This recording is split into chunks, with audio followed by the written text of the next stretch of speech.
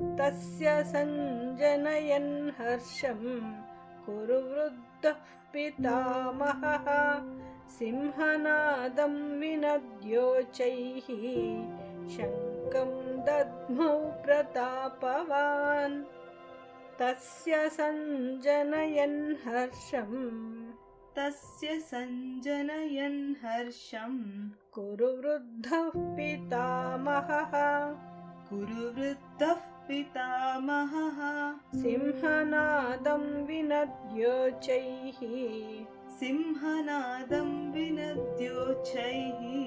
शङ्खं दद्मौ प्रतापवान्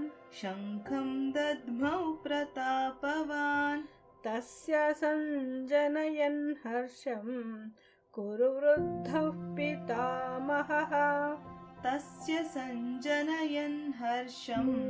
कुरु वृद्धः पितामहः सिंहनादं विनद्योच्चैः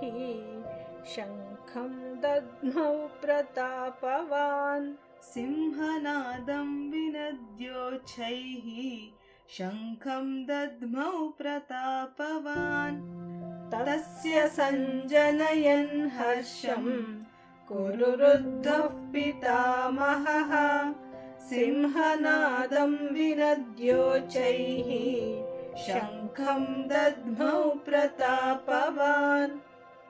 ಶ್ಲೋಕಾರ್ಥ.